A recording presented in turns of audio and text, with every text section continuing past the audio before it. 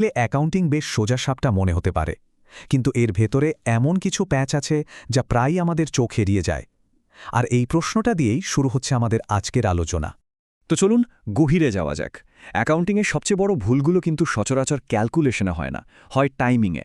প্রায়ই দেখা যায় কি আয় আর ব্যয় ভুল সময়ে রেকর্ড করা হচ্ছে, আর এতেই পুরো আর্থিক চিত্রটা একদম ঘেটে যায়। এখানে দেখুন অ্যাকাউন্টিংয়ের কিছু কমন ভুলের একটা লিস্ট আছে, যেমন ভুল ডেটা এন্ট্রি করা বা অ্যাকাউন্টগুলো মিলিয়ে না দেখা, এগুলো তো হয়েই থাকে।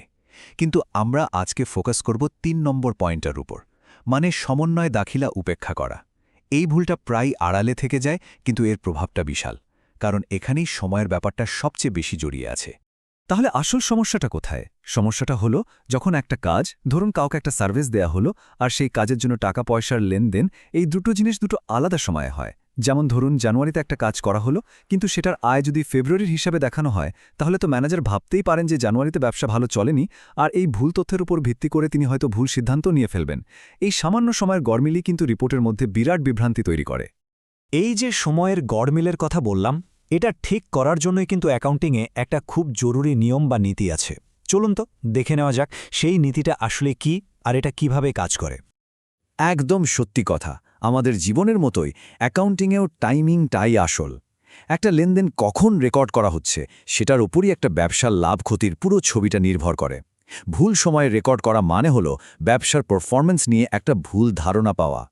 এই কথাটা কিন্তু খুব গুরুত্বপূর্ণ।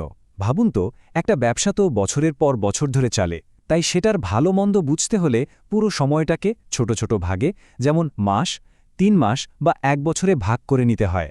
অ্যাকাউন্টিংয়ের ভাষায় এই ধারণাটাকেই বলা হয় টাইম পিরিয়ড অ্যাজাম্পশন। এর মূল কারণটা হলো নিয়মিত বিরতিতে ব্যবসার আর্থিক স্বাস্থ্যের খবর নেওয়া। তা না হলে তো একটা ব্যবসা বন্ধ হওয়ার আগে পর্যন্ত এর আসল অবস্থা জানাই যেত না। বেশ, তাহলে সময়ের এই গড়মিলগুলো ঠিক করা হবে কিভাবে? এর সমাধানটাই হলো অ্যাডজাস্টিং এন্ট্রি বা সমন্বয় দাখিলা। এটা এমন একটা অসাধারণ টুল যা আর্থিক রিপোর্টকে বাস্তবের সাথে মিলিয়ে দেয়। যদি সহজ করে বলি, সমন্বয় দাখিলার কাজ হল এটা নিশ্চিত করা যে আয় তখনই রেকর্ড হবে যখন সেটা অর্জিত হয়েছে, টাকা হাতে পাওয়ার সময় নয়। ঠিক একইভাবে ব্যয়ও তখনই রেকর্ড হবে যখন সেটা করা হয়েছে, টাকা দেওয়ার সময় নয়। আর এই সমন্বয় দাখিলার পেছনে যে মূল নীতিটা কাজ করে সেটার নাম হলো ম্যাচিং প্রিন্সিপাল। এই নীতিটা বলে যে আয়টা করার জন্য যে খরচগুলো করা হয়েছে, সেই আয় আর খরচ দুটোকেই একই সময়ে দেখাতে হবে।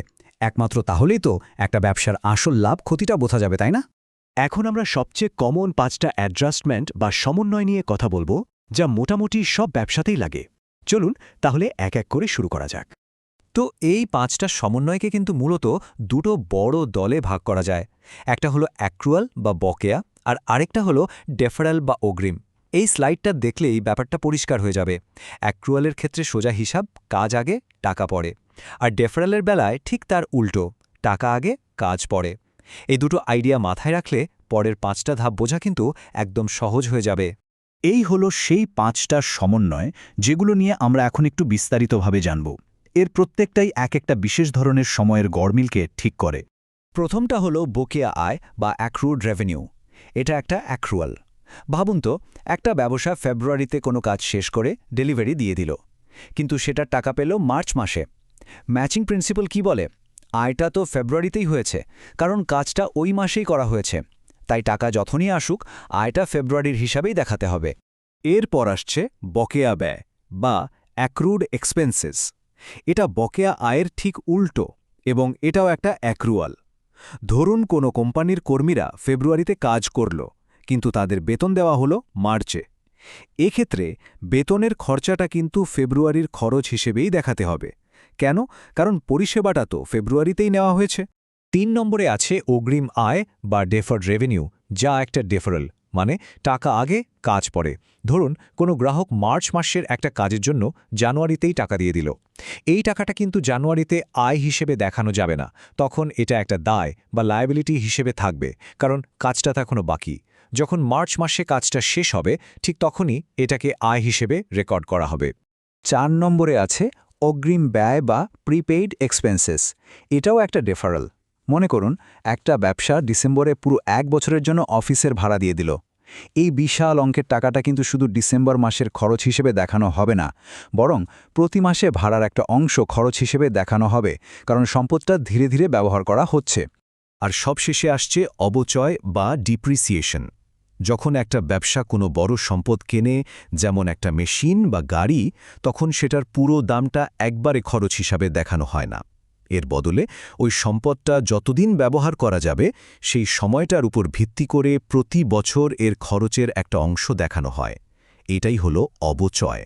আমরা তো দেখলাম কত রকমের সমন্বয় করতে হয়। এখন প্রশ্ন হলো, এত সব তথ্য আর সমন্বয়কে একদম নিখুঁতভাবে সামলানো যায় কিভাবে? আর এটাই বা এত জরুরি কেন? ঠিক এখানেই কাজে আসে কার্যপত্র বা ওয়ার্কশিট।